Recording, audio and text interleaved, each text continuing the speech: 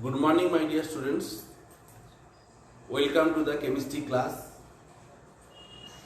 Last day we discussed about nonmetals. Okay, we are discussing about the different types of nonmetals, some important nonmetals and their uses. Like water contains hydrogen and oxygen, the use of hydrogen, use of oxygen. Okay, fertilizers or amino acid proteins contain nitrogen. Okay, use of nitrogens we have discussed, and today especially we will discuss some metalloids and noble gases, okay, or inert gases. First we will discuss the metalloids. You know that metals have a very good property, okay, that is they are very good conductors of electricity, and non-metals, okay, generally they are bad conductor of electricity, okay, and metalloids, when you are applying temperature, they will show some sort of conductivity, okay. Actually elements have the properties of both metals and non-metals are called as metalloids. Here I have given one list of metalloids, okay, 7 metalloids are there, okay. Among the 118 elements, that is the boron, silicon, arsenic, antimony, germanium, tellurium and polonium. Okay, so these elements have metal-like appearance, but they are brittle like non-metals. They generally form alloys, okay, with metals. Silicon, germanium, they are very good semiconductors. We are using as semiconductors. And under certain conditions only they are behaving as semiconductor, okay, and these metalloids are mostly non-metallic in their chemical behavior. Hope you can understand. So one by one, okay, not all, some of these metalloids we will discuss. First we will discuss silicon, whatever given in your syllabus. Silicon symbol taken as Si, okay. So if you look at your mobile chip, okay, mobile chip is made of silicon, okay. Generally we get silicon in the combined state such as sand. Sand is SiO2, that means silicon dioxide. So silicon is the second most abundant element in the earth crust, okay. And the formula just I told about the sand, okay, SiO2, this is also called silicon. Highly pure silicon we are using in making microchips for computer, okay, and solar cells we are using these silicon chips, okay, and other electronic devices also we are using silicon.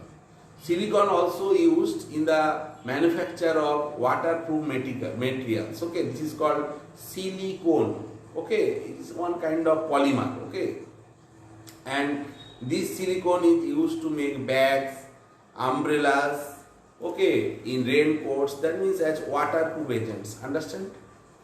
Now silicone is used to prepare a substance called silicon carbide, and this silicon carbide formula is SiC, and which is the hardest compound prepared artificially by us, okay, that means human. So it is used in various kinds of grinding tools, okay, and all of you know about sand. Sand we can use for the preparation of glass. Glass is sodium silicate, okay, and sand we are using for making bricks, okay, and by bricks this building is made, okay. We have made this building by bricks and concrete, even concrete, okay, we are mixing that cement, we are mixing sand, okay. So for preparation of concrete, sand is also required, okay.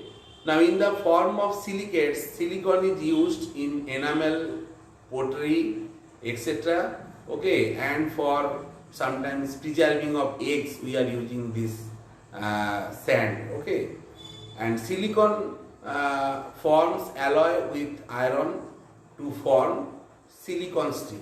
Okay, in today live classes one is asking about silicon steel, and it is one kind of alloy. Actually, here iron having the metallic property, and silicon steel also have some metallic property. But the use of this type of alloy, that silicon steel, is to prepare the motor and transformer material. Okay, this alloy, that means silicon steel we are using. Okay, next important metalloid we will discuss, that is germanium.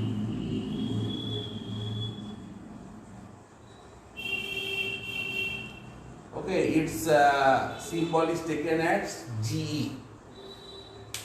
It is a lustrous and hard brittle grayish white metalloid, okay, chemically similar to silicon and tin, and it is generally also used in semiconductor, transistor, in many electronic devices, okay, like even in thermal imaging cameras also we are using germanium. Okay, germanium can be used as catalyst also in the manufacture of plastics. Germanium can be also used to form alloys as a phosphor in fluorescent lamps. Okay, so these are the important use of germanium that you have to remember. Next we will discuss antimony. Antimony symbol is taken one Latin word, that is called stibium. Okay, and its symbol is Sb. It is a silvery lustrous grey soft metalloid. Okay, and it is acid resistance.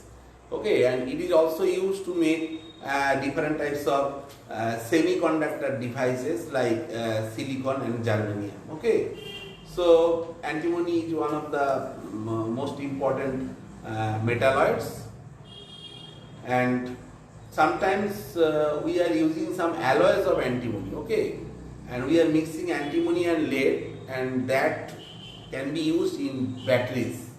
Okay, in printer, that means press. Okay, as time metal, also this type of alloy we are using. Antimony compounds are also used to make paints, enamels, glass, pottery, etc. Okay, so in this way these three metalloids are given in your syllabus. That is very important, you will read. Okay, everything is given in your book. Okay, whatever I am discussing. Next we will discuss inert gases.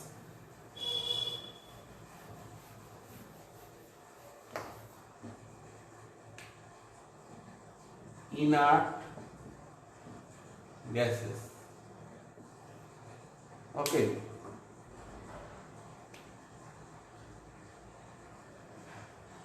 inert gases are helium, neon, argon, krypton, xenon, radon.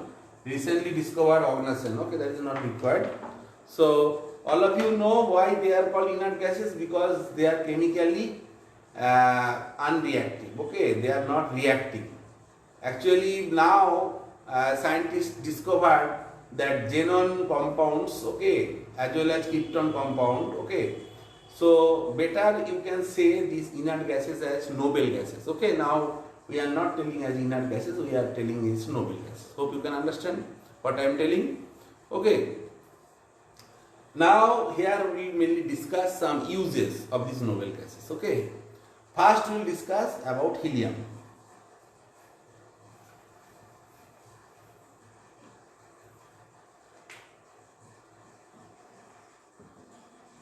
Helium symbol is He. It is the second lightest element after hydrogen. Okay, and helium is used in the filling of meteorological balloons to study the weather. Okay, and helium is mixed with oxygen, and that can be used in oxygen cylinder for treatment of patient. Okay, in hospitals or nursing homes. Okay, next we will discuss neon. Neon symbol is Ne. Okay, and it is a colorless, odorless inert gas, and it gives a distinct orange color. Okay, when it is placed in a discharge tube. So this for this reason, okay, it is used in making the advertising purpose, that means advertising signboards, and sometimes we are using in tube lights, okay, we are using these neon gases, okay. Next we will discuss argon. Argon is AR, okay. It is also a colorless and odorless gas, okay. It is also non-combustible and all like all inert gases, okay. This argon is also not harmful, that means non-toxic. It is used generally for filling electric bulbs and tubes, okay, and that will protect the filament. Understand? That means argon improves the quality of the life of the bulbs, okay. Now though we are using different things, that means tube we are using and fluorescence LED bulbs are coming, okay. Next we will discuss about kryptons.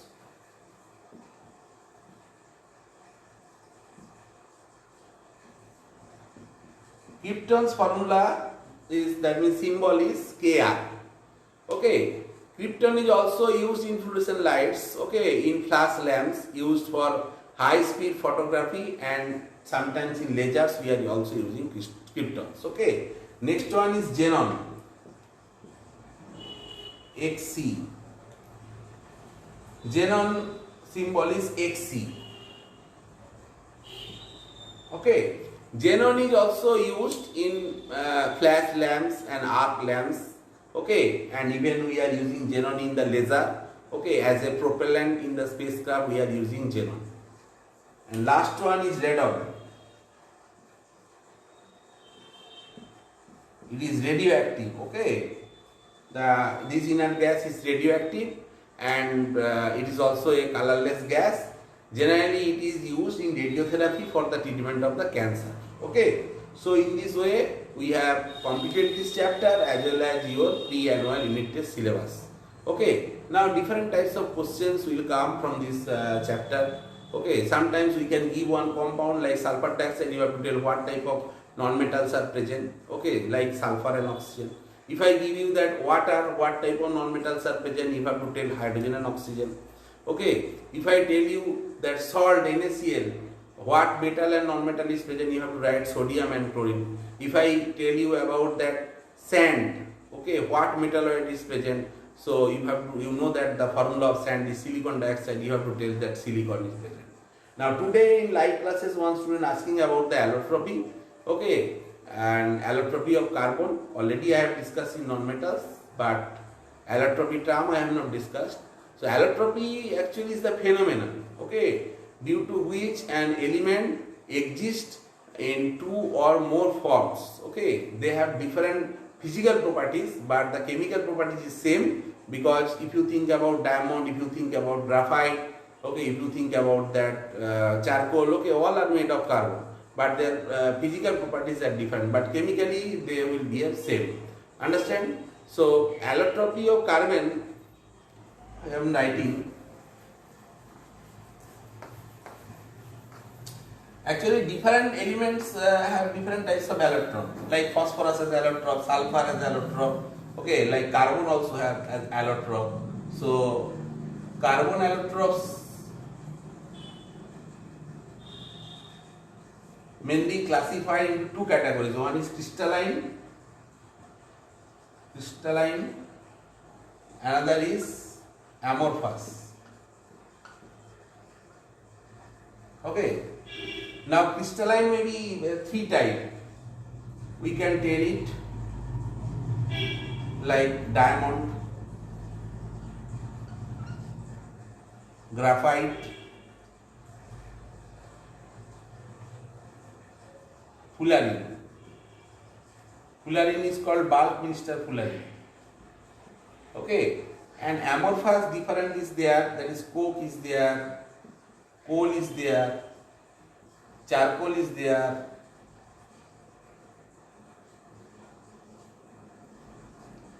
gas carbon is there,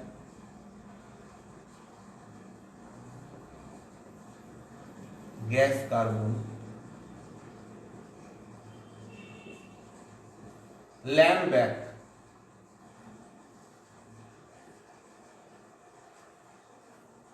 প্রদীপের যে colour, ঠিক আছে? So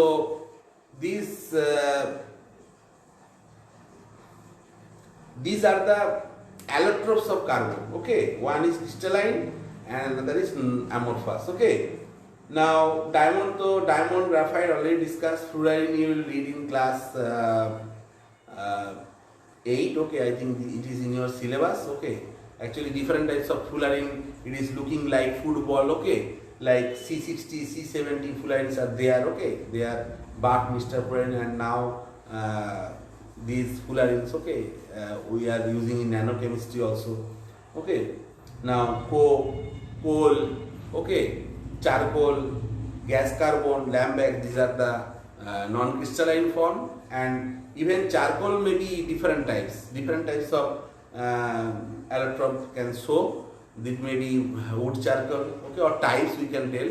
Wood charcoal, that may be sugar charcoal, that may be bone charcoal. Okay, so in this way you have to study or remember the different types of allotropes of carbon. Okay, so in this way today we have completed your pre-annual unit test syllabus. Okay, till if you have any question you will ask in the live classes, and now your live class timetable change. All of you will, I think you got the notice. Okay, and today up to this, thank you.